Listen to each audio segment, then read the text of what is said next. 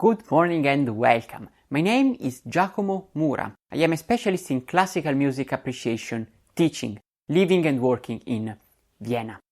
I decided to make this list of 5 tips in order to help you with your first approach to classical music listening, or if you're not new to it, to improve your experience. This is why the tips are practical and general, and can be applied to any piece or any author, really. In the end, if you have questions that were not answered in the video, you can ask me in the comment section, and I will be very happy to answer you there. Introduction is over. Let us move directly into the first tip. The first and most important thing we need to learn for a better listening is not to block our body. Many people think that listening to classical music is an intellectual or spiritual experience, and that can be true for sure. But it is also and primarily something physical. Music is about tension and distension, and this touches and involves our body first of all. Letting it react to the music and be carried by its flow is crucially important. This will also help tremendously with our worst enemy, the loss of attention.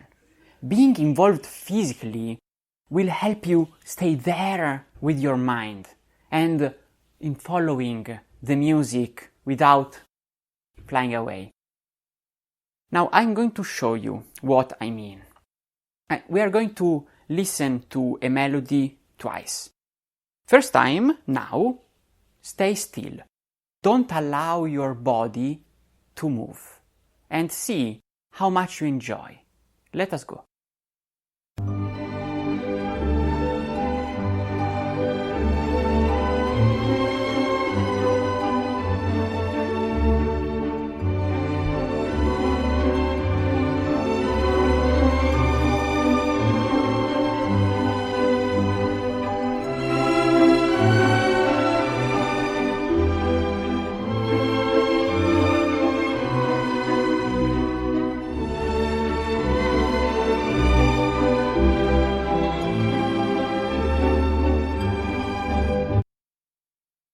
Now we listen again, and we free our body. We let it move. You don't have to wave your hands or do big movements as you will see me doing to help you.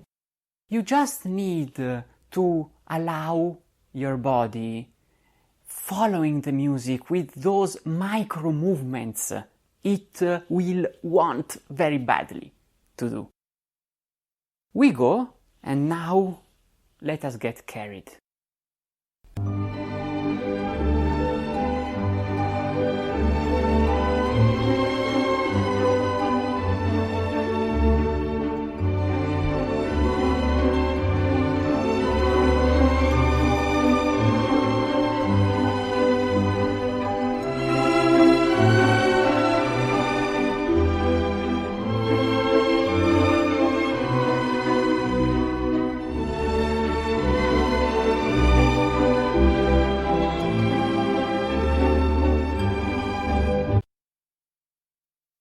Very different, right? Same music, better experience.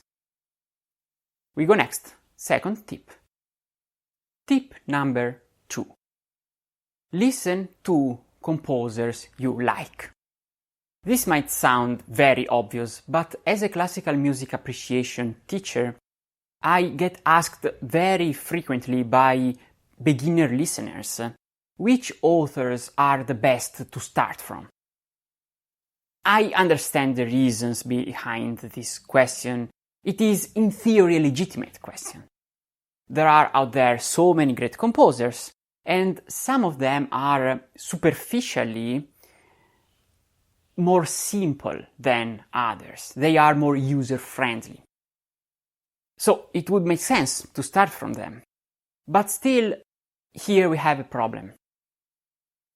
you definitely should not force yourself into listening to music and authors you don't really enjoy, you don't really like, even though in theory they are the most beginner friendly. If you are comfortable and you love more complicated in theory authors like Stravinsky or Bach, just go for them. After all, building up listening skills and knowledge about classical music, it is a long journey. It has to be a long journey. Therefore, our reward and your reward must come step by step. We cannot ask ourselves to go for a long journey and a long task if we can reap the reward only in the end. Each step and each time we listen to music must be pleasant, enjoyable, and lovely. This is why don't fall for these beginner-friendly authors. Just always listen to what you like the most. Your curiosity is your guide. Explore different kind of authors, different kind of periods, pick what you like the most and start from it. My third tip is also a very important one, and I am sure that it will be also pretty hard to swallow for many. If, while music is on, you are doing something else, you are not really listening.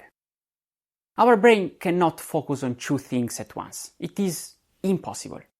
We can only switch our attention between things. And listening to a piece of music requires as much focus as reading a book, cooking, or having a conversation. Even eating disturbs it. If we want to listen to great music as it truly deserves, we need to give to it all our attention, all ourselves. You can think about a piece of music as a speech, a very interesting speech and pretty complex. If you want to catch its meaning and make it yours, you have to give to it 100% of your attention. If you only half listen to it and in the meantime you do something else, you won't get half of it. You will get nothing. Also, the last quick note about this third tip. We all love music. And with love, respect also should always be there. If music is for us only the background of our life, of our activities, it becomes like a carpet. A carpet can be beautiful and can be a great work of art by itself, but we step on it every time we walk and we make it dirty. I think that music really deserves more than this. Sorry for lecturing you on this. I know it might be annoying, but this is something that for me is very important.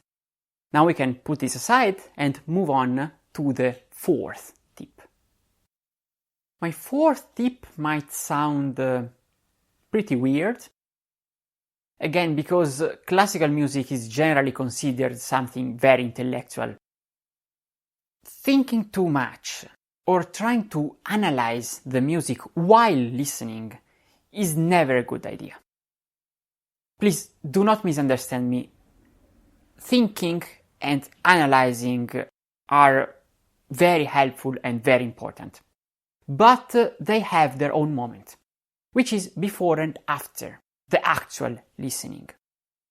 While we listen, we want to immerse ourselves in the music and trigger a deeper and more immediate understanding of it, which is not really achieved by thinking. You can compare a piece of music with a speech in a foreign language. When we are getting familiar to it, analyzing the sentences can be a very useful tool in order to deepen and improve our knowledge of the language.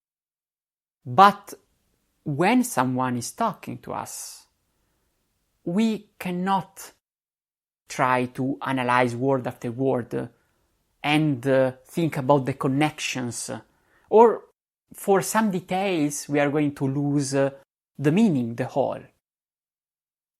Anyway, I am going to make a full video on this topic. I think it is a crucial topic. The different types of understanding and their interaction. You can, in the meantime, definitely check out my other videos on this channel, the actual classical music appreciation pills. Then there you will see when it is the best time for reflection and thinking, and when it is the moment for the real immersion. Now we can definitely go into the fifth and last tip of today's video. Tip number 5 is a consequence of number 3 and number 4. Only experiencing recordings or live concerts is limiting ourselves. The two should be mixed. On one hand, recordings are really great. They give us the chance of getting in touch with any piece of music and also of taking our time to think, to reflect, to digest the music, and then come back later to it and experience it on another level. On the other hand, live concerts is what creates the psychological situation that is capable of making us live memorable experiences. We are there physically, in a place, can be a concert hall or an opera house, in order to listen to music, a place that is meant to host music. So we are outside our common environment, our everyday life places, so that our attention, our reaction to music is much better than usual. Also, the connection we create between ourselves and the performers is able to create true emotion that is seldom there while listening recordings at home. The important thing is that these two things, recordings and live concerts, are complementary. They work incredibly well together, so that we should definitely use them both. I know that for many people who do not live in cities might be troublesome or hard to have the chance of attending live concerts. But please, if you have, if the opportunity comes, grab it. I promise you won't regret it. These are my tips for a better classical music listening. I hope you found them interesting and useful, and that they will help you to rip off the great joys classical music can give to all of us.